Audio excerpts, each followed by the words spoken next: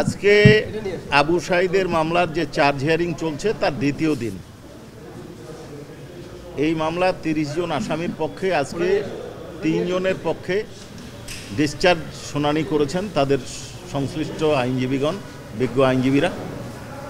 একজন পিটিশন না দিয়ে শুনানি করেছেন আমিনুল গনি টিটু সাহেব, আর দুইজন উনি করেছেন। আমিনুল গনি টিটু সাহেব হচ্ছেন এই রংপুর বিশ্ববিদ্যালয়ের তৎকালীন প্রক্টর শরীফুল ইসলাম সাহেবের পক্ষে আর্গুমেন্ট করেছেন, অর্থাৎ ডিসচার্জ চেয়েছেন। কনস্টেবল আমির হোসেনের পক্ষে, কনস্টেবল বা এএসআই আমির হোসেনের পক্ষে তার লয়ার ডিসচার্জ চেয়েছেন। আর সুজন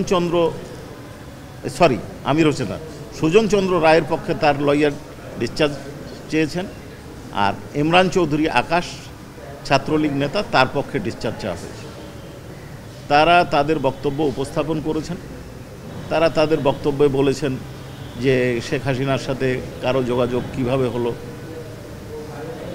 তারপরে প্রক্টর সাহেব বলেছেন যে তিনার দায়িত্ব, প্রক্টোরিয়াল দায়িত্ব, বিশ্ববিদ্যালয়ের দায়িত্ব, পুলিশের তার উপর কমান্ড নাই।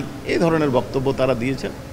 আমরা প্রত্যেকজন আসামি পক্ষের যারা আছেন তাদের স্টেট ডিফেন্স এবং উপস্থিত অন্য আসামি তাদের বক্তব্য উপস্থাপন করার পরে আমরা রিপ্লাই দেব।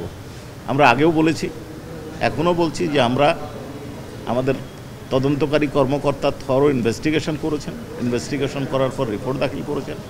সেই ইনভেস্টিগেশনের রিপোর্টের উপর ভিত্তি করে আমরা ফরমাল চার্জ দাখিল করেছি। আমাদের ভিডিও ফুটেজ আছে, সিসি ক্যামেরা আছে, সিডিআর আছে, আমাদের কাছে যথেষ্ট ডকুমেন্ট আছে এবং চার্জ গঠন না হওয়ার মতো কোনো উপাদান আছে বলে আমরা মনে করি না। অবশ্যই চার্জ হবে, এটা আমরা দৃঢ়তার সাথে বিশ্বাস করি। তারপরে এই সিদ্ধান্তটা সম্পূর্ণ ট্রাইব্যুনালের এখতিয়ার, শুনানির পরে ওনারা আদেশ দিন।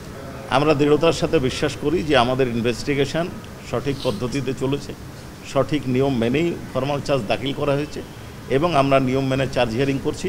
ট্রাইব্যুনাল কোনো কারণে একদিন দেরিতে বসতে পারেন। আমার দৃঢ় বিশ্বাস যে ট্রাইব্যুনাল ঠিকভাবেই কাজ করছেন এবং সেইভাবে কাজ করে যাবেন।